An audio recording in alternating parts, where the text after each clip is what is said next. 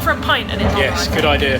So you'll probably catch this video up later with more stations. So there's going to be some continuity problems in this video. There we go. Are you with calling all stations and... Victoria Hastings. I'm going to do that again because of the sun. Get my head in the way. There we go. Are you with calling all stations and... Victoria Hastings. We're at Finchley Road and we'll catch you up with where we've just been. That's right, welcome to the long-awaited episode 7 of the Map Challenge adventure, and for the first time in this series, we're not focusing on a single line. Do excuse the slightly random appearance of today's episode, but due to the nature of the task and staying faithful to the order in which stations get ticked off, we've been picking up stops and branches in a rather piecemeal fashion. Nevertheless, I will do my best to assemble today's odds and ends into something coherent, and we start the trip in Northwick Park, having just completed episode 6 at Kenton.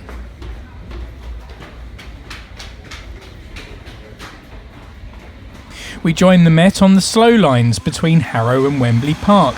The fast trains skip out these stations during peak hours, a practice we'll certainly talk more about in a future video. Across from the northbound platform is the official boundary between London Underground and National Rail on the Chiltern Main Line. Up at Harrow, the Chiltern services share the running lines with the Met and is managed by London Underground. South of here though, and the lines are managed by Chiltern all the way to Marylebone. When the original Preston Road station opened, it served nothing but a golf course and a farm that hosted the clay pigeon shooting event in the 1908 Olympics. Come 1932, when the modern version was resited, the area was earmarked for Metroland expansion. Another arts and crafts style facade fronts a parade of shops, similar to that at Kingsbury, with a simple corrugated iron platform shelter below. You can tell the Metropolitan Railway was being clever yet frugal with their design.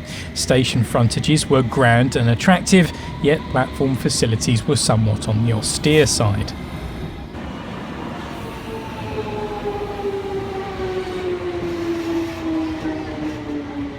Now, you remember how we skipped Wembley Park and Finchley Road in episode 3? Well, it's time now to finally retrieve them.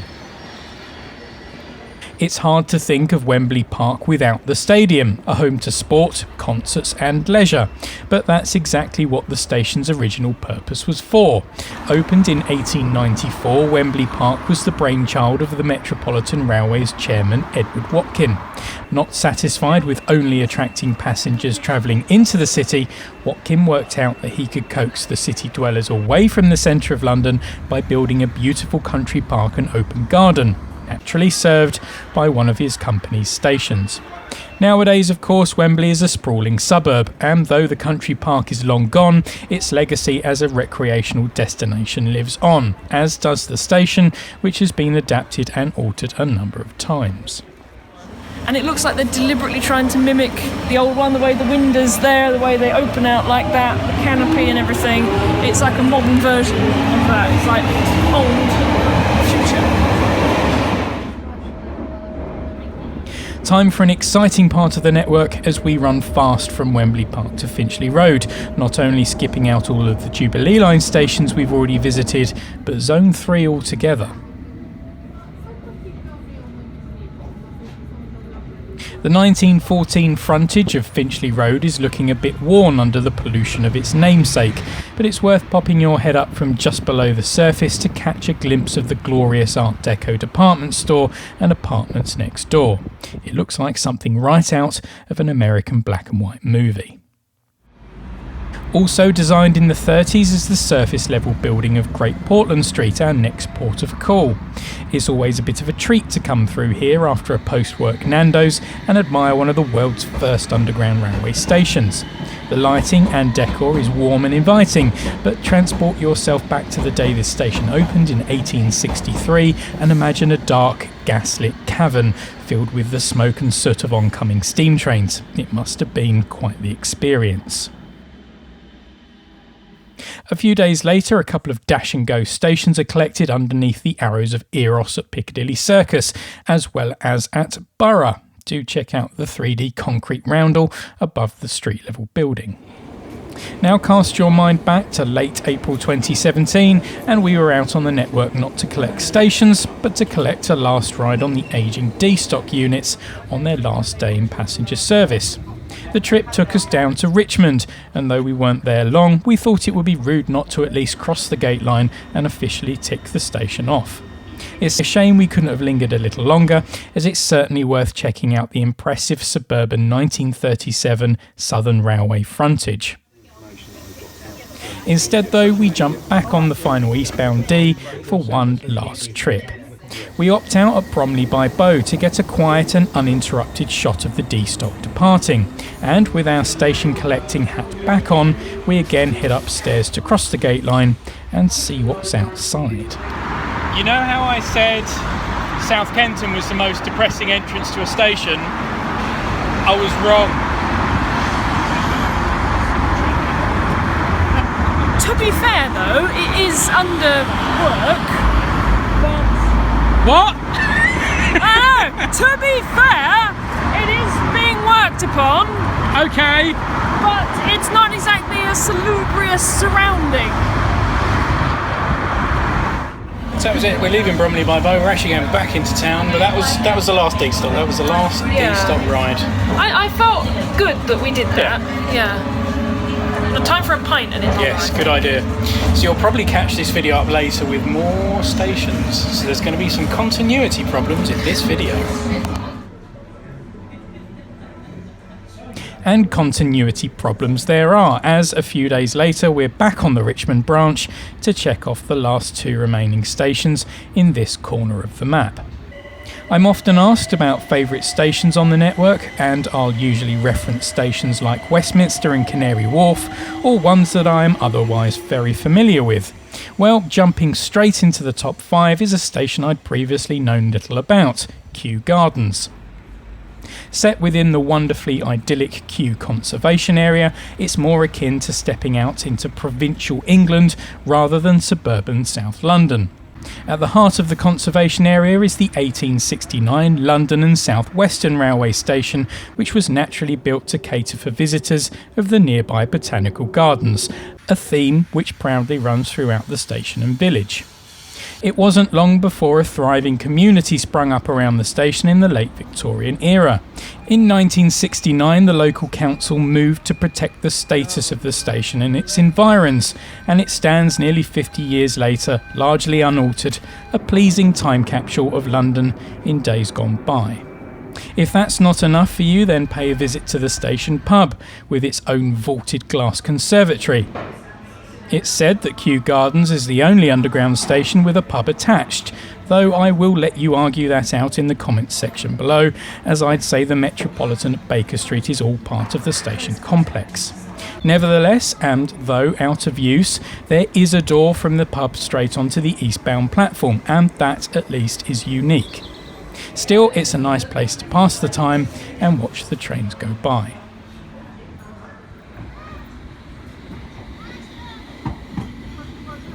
One stop up the line is Gunnersbury. Though you'd not realise it, Gunnersbury was built in the same year as its neighbour, yet is a world away from the conservation area at Kew. This station is now famous for being sandwiched in between two 1960s multi-storey car parks, one of which sits on the site of two former platforms that would have once served a loop line down to Kew Bridge.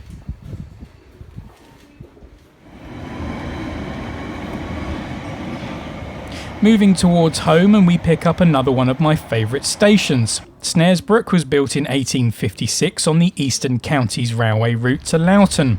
It still retains its original 160-year-old station building, making it the oldest on the network to do so, an accolade it shares only with nearby Woodford. When opened in what would have once been spacious countryside, the station served the local village of Wanstead. By the end of the 19th century, and as traffic grew, the line had come under the jurisdiction of the Great Eastern Railway, who had started to improve the station, adding a new footbridge and extended canopies in 1893. It's in the Great Eastern colours that we now see the station, with many of their features and decorative flourishes still evident today. The Underground arrived here when the line was electrified in 1947 under the New Works programme, something we'll discuss at length when we come back to visit the Central Line properly. At the same time, the shorter bay platform where the car park now lies was abandoned, and these interesting roundel incorporating lamp holders were installed. Continuity error. And if this video hadn't been confusing enough, we're back out in West London, and Victoria has returned to tick off the remainder of the Hammersmith and City route towards Wood Lane. We meet at Paddington by the Grand Union Canal, and as we make our way to Royal Oak, it seems like the walk-in routes will have picturesque promise, but that's all about to change. See, this is one of the things I find really interesting about London, and specifically about infrastructure, and I've talked about this before, is on one side of the street, lovely sort of Notting Hill area houses, and then you turn around and then Westway. But as I've said in previous videos, it's sort of an example of how infrastructure is supposed to connect the city, but it also can break it in half because there's a massive great motorway in the way. Beyond that, the other side is then the Great West Main Line, so it's not only divided by just a road, it is the railway as well. I must say, Andy, you take me to all the best places. This is lovely. At Royal Oak, a station very much in the shadow of Westway, it's possible to further see that road and rail divide on the city, where there's a great vantage point of the expansive Paddington approach lines. Crossrail will too soon add to this complex transit corridor. Having left Paddington on the northern side of the Great Western Main Line, the Hammersmith and City line dives under the National Rail tracks to swap sides at Westbourne Park. Up until 1878, trains towards Hammersmith would have had to cross the main lines at grade. Westbourne Park station was built in 1866, 2 years after the route to Hammersmith was opened by the Metropolitan Railway, supported by the GWR. 5 years later, the GWR opened their own platforms sited on the main line. These lasted up until 1990, when they were demolished to make way for the planned Heathrow Express services, the 30-mile-an-hour speed limit through the platforms proving undesirable for British Rail. Hello. Just on the other side, if you were going up underneath the road, there is a really interesting Victorian building. It looks a bit weird and it's all perched on its own, and it was built by the Temperance Society for the railway workers, and it was to get them away from going in pubs. So instead it offered courses, seminars, just a place where they could hang out and have fun and play cards and stuff. And it still exists. It's over there. It's a furniture shop now called Big Table. And I know all this because I actually went in there and asked the man that runs it why the building was so weird, and he said it's got a massive big auditorium underneath it, and it was going to be demolished for Crossrail, not because Crossrail was going to go through there, but because they needed it as storage facilities, and there's a big petition by all the locals, and it's been saved. Crossing over the Hammersmith and City line, but still under Westway, we now head to Ladbroke Grove. We're in the shadow of Westway. There it is above us. This was built in the 1970s. And at one point there was a plan to have basically a ring road of motorways around the centre of London, and we would have been a city known for motorways. But yes, go and watch Jay Foreman's Unfinished London, and he tells you all about the 1970s ringways that London was due to get. Sitting in the heart of vibrant Notting Hill and serving the famous Saturday market on Portobello Road, the entrance to Ladbroke Grove is a rather mundane modern affair. But upstairs, the original 1864 Metropolitan Railway platforms pleasingly retain some of their original features. Its lesser used status and proximity to stations with better accessibility meant that in 2009 TfL controversially abandoned plans to give Ladbroke Grove step-free access. This explains the rather unusual height difference between the train floor and platform.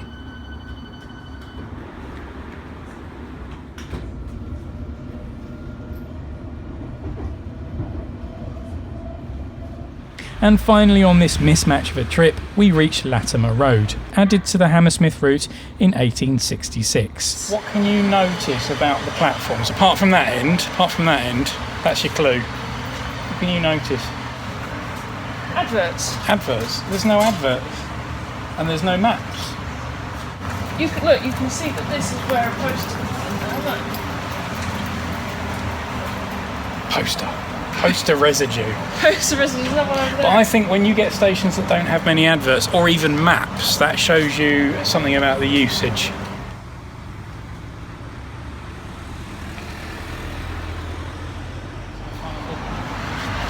So the thing about Latimer Road is not actually near Latimer Road. Because of the Westway and all the motorway construction that we were talking about in the 1970s, which I don't know if you can just about see, probably not, but that's down there now, the Westway is down there.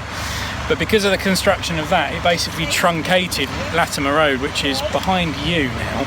The namesake of this station disappeared from this area, so Latimer Road does exist, but it's way up there.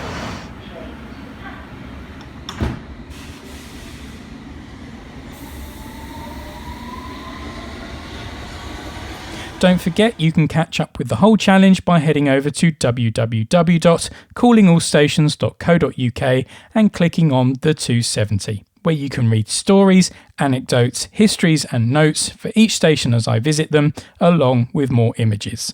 You've been with Calling All Stations, and we'll see you at the next stop.